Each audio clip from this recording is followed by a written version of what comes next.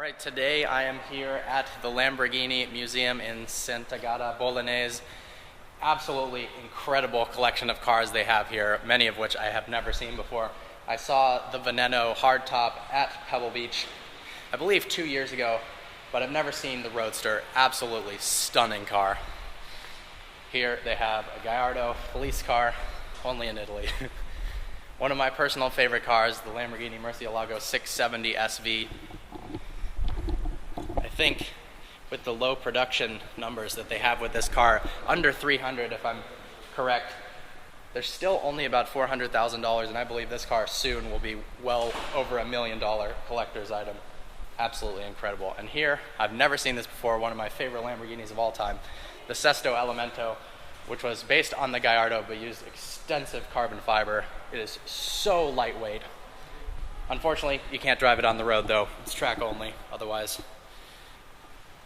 this would probably be the coolest road car ever. I saw a Lamborghini Reventon a couple weeks ago at the Lingenfelter collection. Does not get old. There's only 20 of these. Very, very special. Here is a Gallardo concept that I have never seen before. Very interesting. It's got like 2 different cockpits here, 2 windshields. But it's got many of the same aspects of the original Gallardo, same wheels, similar side profile, and taillights.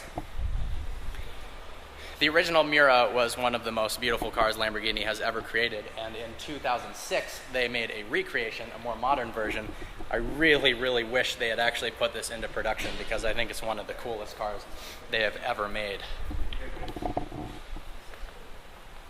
What I love about Lamborghini is how radical and extreme their design language is. Ferrari, they make very beautiful cars, I agree with that. But they're just not as eye-catching to me.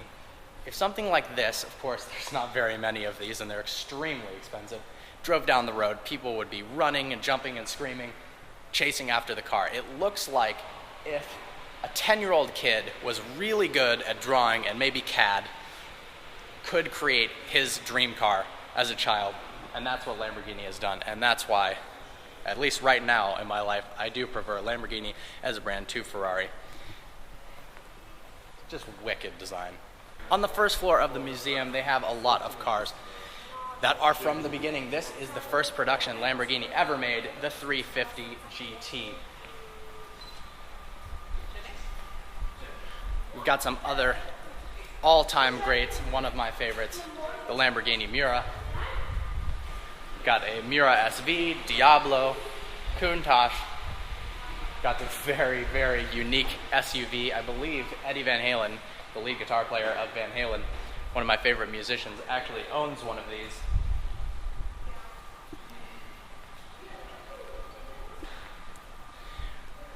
But if you are in Italy, in this area, you have to see this museum.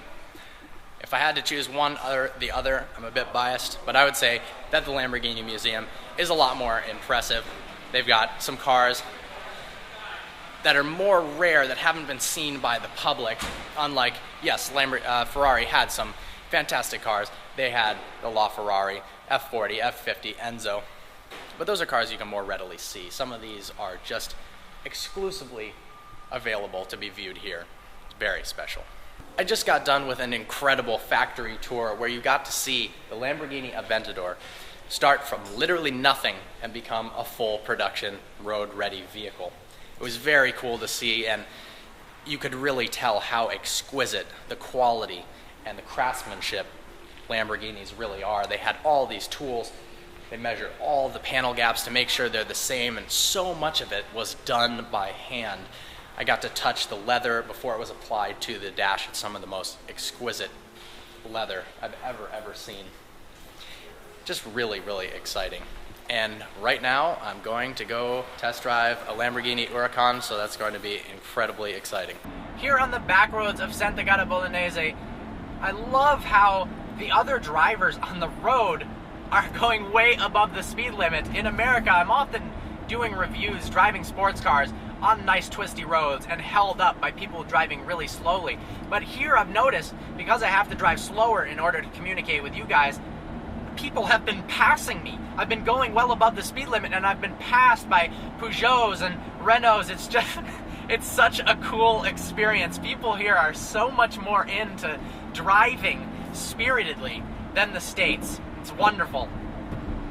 You can just feel the passion and the air around here near the Lamborghini factory and museum. It's wonderful, and it's the perfect, absolutely perfect place to test drive an Huracan. Visiting the Lamborghini factory and the museum and driving the Huracan made that one of the best days of my entire life.